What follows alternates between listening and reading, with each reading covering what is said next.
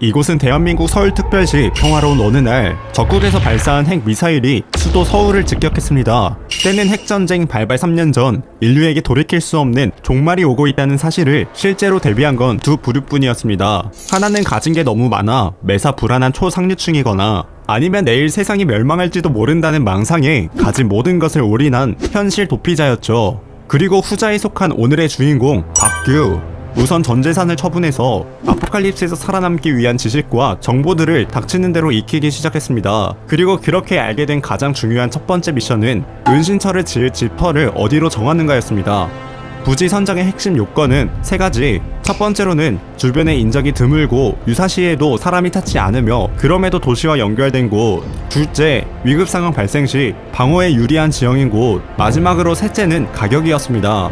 결국 이 모든 걸 주인공 지갑 한도 내에서 해결해야 했죠. 그렇게 선정된 부지는 수도권 교회 공군부대 아래에 한적한 임야였는데요. 함께 작업할 인부들과 필요한 장비들을 불러들었고 사계절을 보내며 방공호를 짓는 데 매진하였습니다. 그리고 마침내 디데이, 천지를 뒤흔드는 듯한 굉음이 들리고 뒤늦은 공습경보가 세상의 종말을 알리던 그날 예고 없이 시작된 아포칼립스 세상에선 아직 죽지 않는 자와 살아남은 자는 모두 적이었습니다. 이 적들을 상대하기 위해 주인공은 오래전부터 계획해둔 것이 있었는데요. 주인공이 선정한 부지에는 공군 기지가 있었고 이 국군과 미군이 함께 주둔하는 기지에는 대몬스터 특화병종 즉 헌터도 일부 상주하고 있었습니다. 그야말로 아포칼립스를 대비해 무기를 조달하기에는 최적의 조건이었는데요. 주인공의 이 러프한 계획은 이랬습니다. 만약 적대국과 전쟁이 발발하면 경기도 인근의 공군 기지는 1순위 타격 대상, 핵 공격이 시작되어 기지가 혼란해지면 방호복을 챙겨 입고 유유히 군수 물자를 탈취하는 계획이었죠.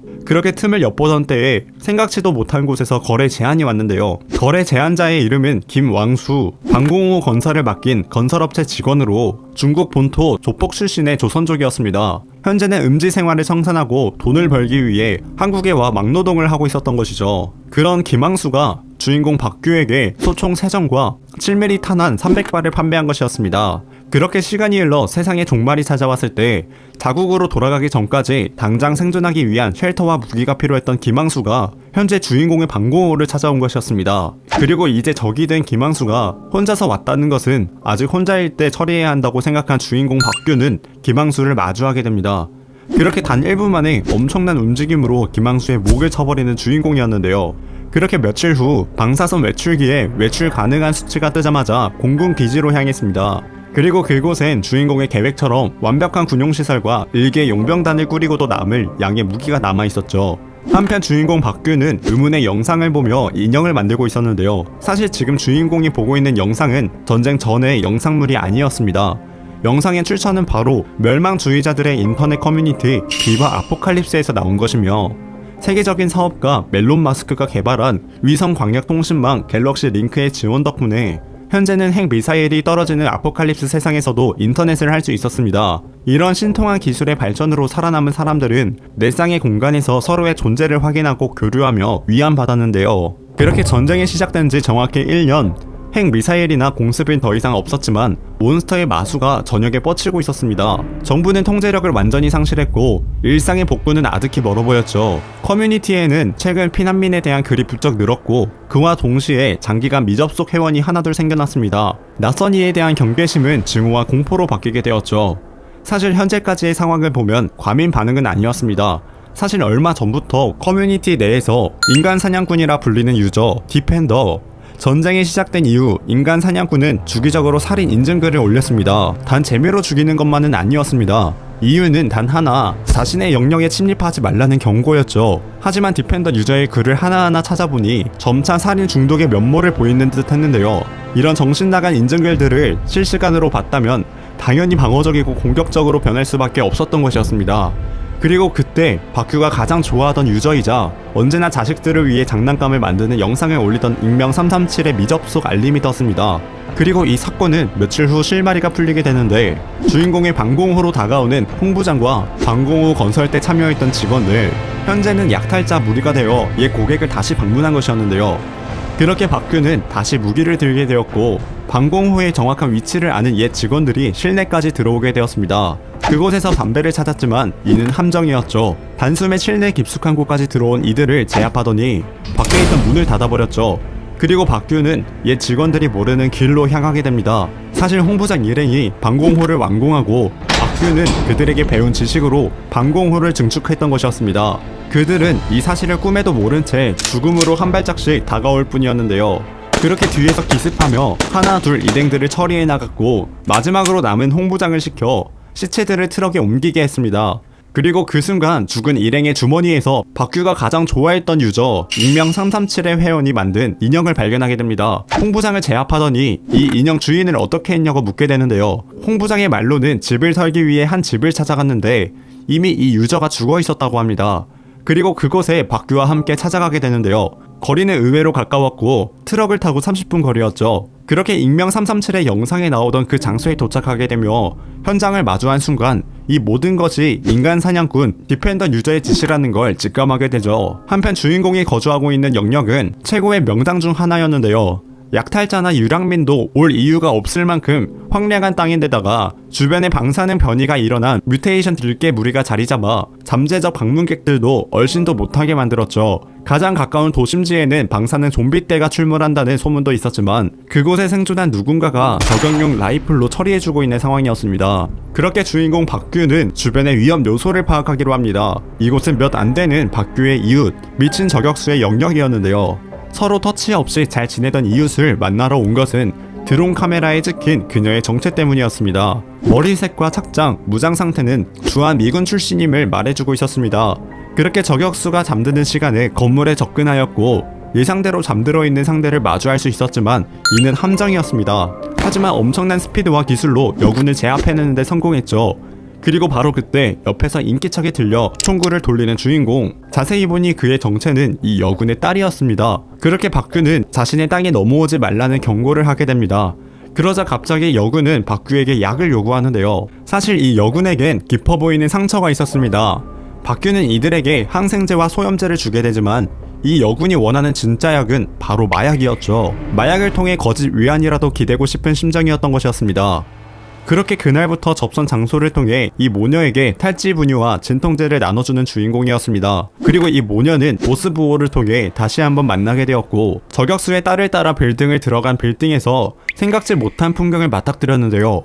소위 미국적인 것들로 가득한 내부, 그녀가 약 대신 선택한 미봉책은 가엾게도 겨우 이런 것들로 마음의 위안을 얻는 것이었습니다. 총소리를 듣고 몰려드는 약탈자 무리에 다리의 상처를 제때 치료하지 못해 걸린 염조직염까지. 그렇게 박규는 여군의 무기를 빌려 주변 RPG를 소지하고 있는 무리들을 찾아갑니다. 수적으로 열세인 상황, 단숨에 이들을 처리하였죠. 일단락된 후 방공호에 손님을 초대했습니다. 그리고 여군의 딸은 주인공 박규에게 병기가 가운데에 있는 이유를 묻게 되는데요. 그의 답변은 들을 수 없었죠.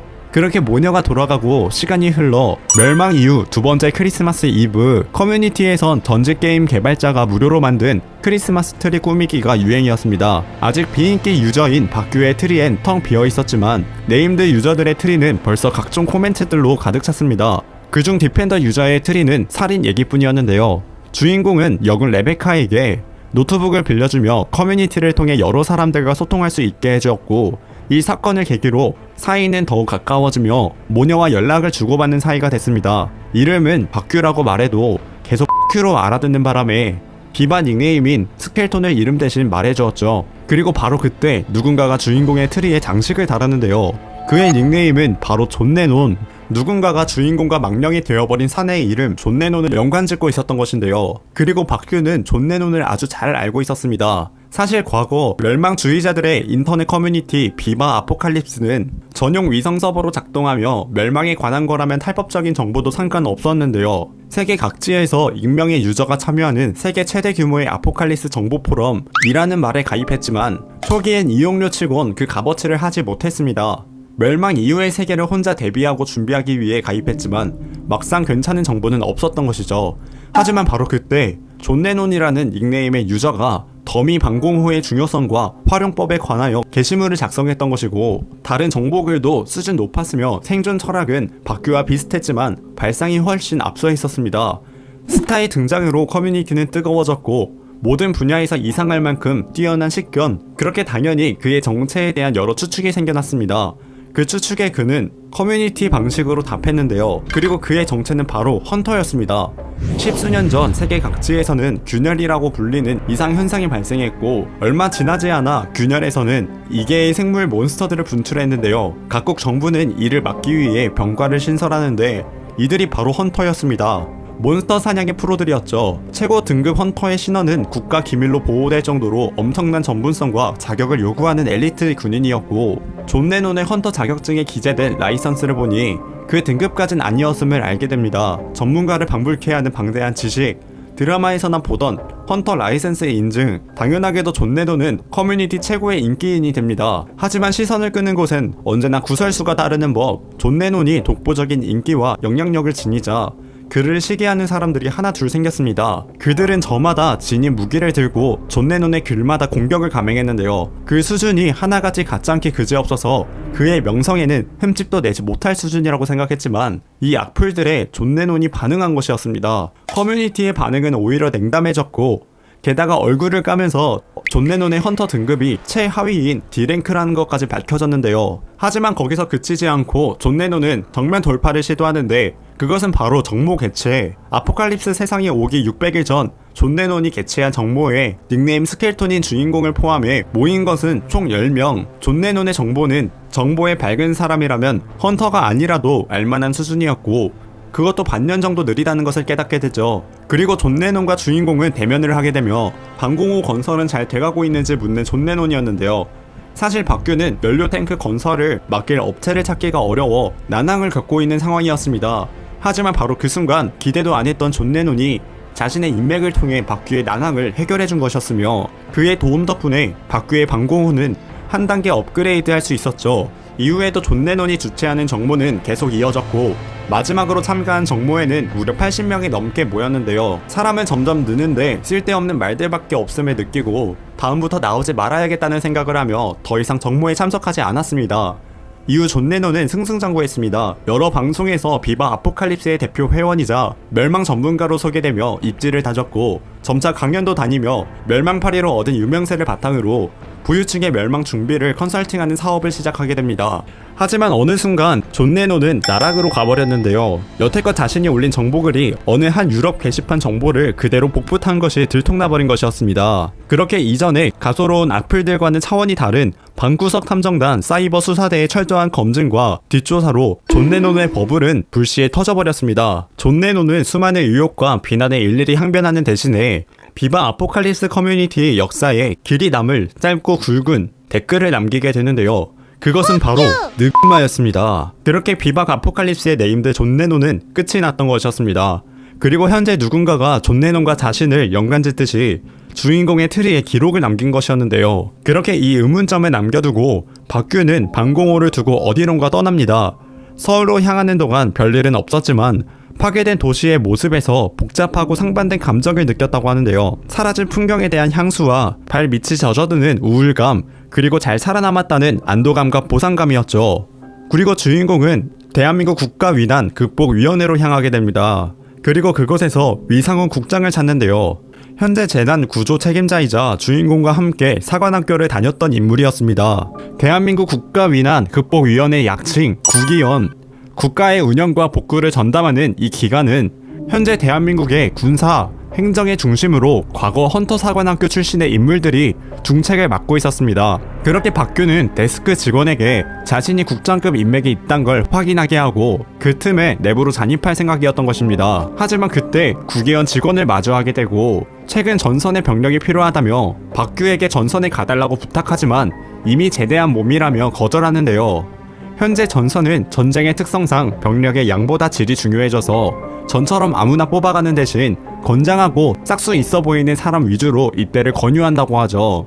하지만 가봤자 개죽음 당할 게 정해진 수순이었습니다. 그리고 왕년의 주인공은 헌터였고 이 사실을 알고 있던 일개 직원, 사실 김다람이라는 한 위원이 보냈다고 하죠.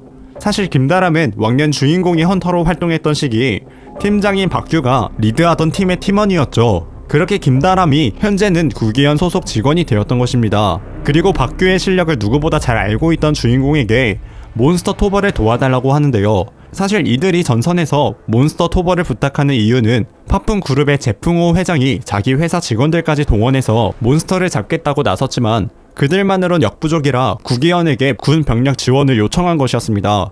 그렇게 김다람은 전선에 끌려가는 건 막아줄 테니 파풍 그룹에게 가서 도와주는 신용만 하라고 하죠. 그렇게 한 달 후에 약속을 계약하게 됩니다. 세상이 망하면 재벌은 어떻게 될까? 한국 사람이라면 누구나 궁금해하던 소재였습니다. 그리고 여기 석주그룹 회장 박철주 회장의 아지트가 발견되어 커뮤니티에 올라왔는데 평생을 읽어온 그룹과 지위를 버리고 본인의 생명과 친지들을 지키는 선택지, 멸망해버린 세계에선 그것이 합리적이고 대부분의 재벌들은 그렇게 했으나 언제나 그렇듯 누군가는 남들과는 다른 길을 가는 법이었는데요. 한 달의 시간이 흘러 주인공은 김다람과 약속했던 파풍 그룹을 도와 몬스터를 처리하러 온 것이었습니다. 그리고 여기 세계적인 영국계 건축가가 설계해서 짓는다던 파풍의 신사옥은 안타깝게도 폭발의 여파로 건설이 중단되어 전력도 끊겼고 덕분에 덜덜 떨며 공사용 승강기로 55층까지 올라가야 했는데요.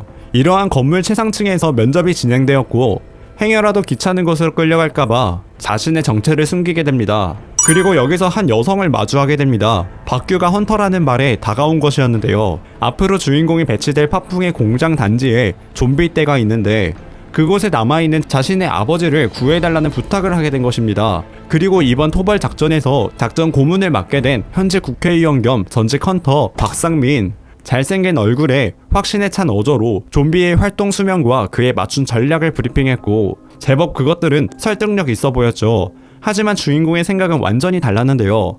박상민이 구상한 작전을 완전히 까버리며 반대의 작전을 제시합니다. 이에 제대로 긁힌 박상민은 주인공에게 화를 내며 급기야 자신이 계획한 작전을 그대로 감행시켜버리는데요. 그 결과로 극심한 피해를 입은 파풍 그룹이었죠. 그렇게 제풍호 회장은 박규에게 공단에 나타난 좀비들을 처리해줄 것을 부탁하지만 박규는 이를 거부했고 좀비들을 쓰러뜨릴 방법만 알려주고 떠나게 됩니다. 그렇게 며칠 후 주인공은 물자를 구하러 나올 때 길거리 고양이에게 밥을 주는 한 캣맘을 마주하게 됩니다. 그리고 박규는 이 캣맘에게 주의를 줬지만 캣맘은 듣는 척도 안 했죠.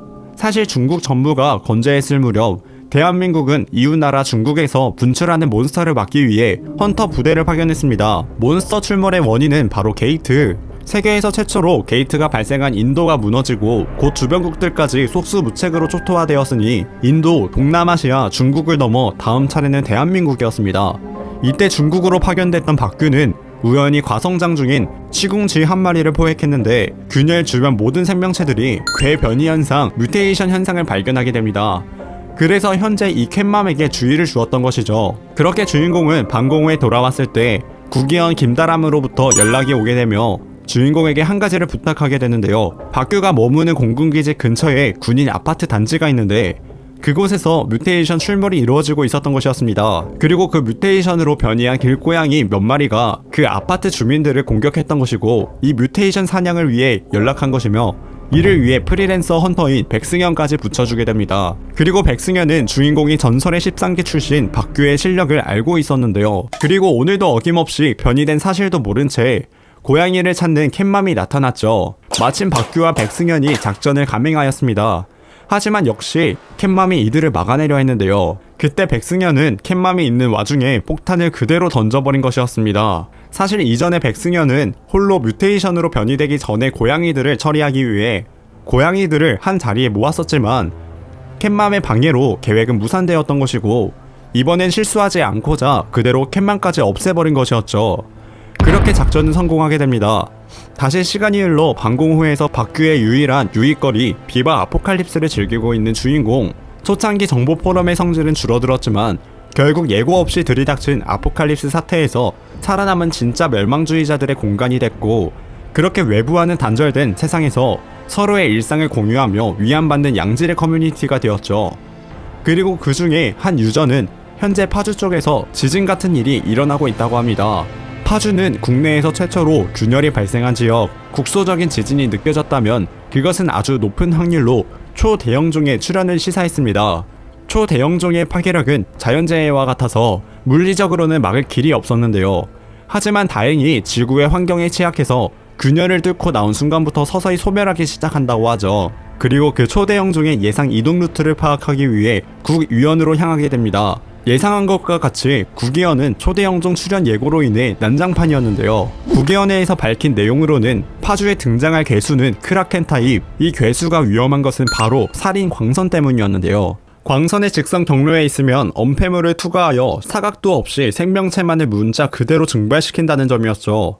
그렇게 국위원 김다람은 주인공에게 초대 영종 괴수의 이동 경로를 알려주게 되고 대피하라는 말을 하고 떠났죠. 그리고 주인공은 방공호에 돌아와 커뮤니티의 근처 일대에 있는 유저들을 위해 경고문을 작성하게 됩니다. 그리고 일대에 있는 모녀에게 전화해 괴수 소식과 대피하라고 알리지만 이용하던 자동차가 고장나서 움직일 수가 없다고 하는데요. 그렇게 박규는 모녀를 구하러 가기로 합니다. 우회해서 갈 시간은 없었기에 뮤테이션 들깨 무리가 서식하는 거리를 직선으로 가로지르기로 합니다. 그리고 그 중에는 들깨 무리의 우두머리 개체로 보이는 뮤테이션이 지켜보고 있었죠. 그리고 바로 그때 우두머리가 울부짖자 주변에 숨어있던 뮤테이션들이 나와 박규를 사냥하듯 몰기 시작하는데요. 그렇게 레베카의 지원 덕분에 일대에 있는 뮤테이션들을 처리할 수 있었고 레베카와 그녀의 딸을 구출하는 데 성공하게 되죠. 그렇게 멋진 풍경을 보며 모녀의 사진을 찍어주는데 또 이를 촬영하는 누군가가 있었습니다. 그리고 박규는 이 사진을 모자이크 처리한 후 커뮤니티에 올리는데요. 그리고 그 순간 살인 중독자 유저 디펜더에게 쪽지가 온 것이었습니다. 모녀의 사진을 찍어줄 때 이를 촬영한 사람이 바로 디펜더였던 것이죠. 살인 중독자 디펜더와 친해질 이유는 없었기에 사진 속의 인물임을 부정했지만 순수히 받아줄 리는 없었습니다. 그리고 디펜더는 박규가 올린 출연 경고글 덕분에 살았다며 앞으로 친하게 지내자고 하죠. 그리고 한편 레베카를 통해 한 가지 소식을 듣게 됐는데요.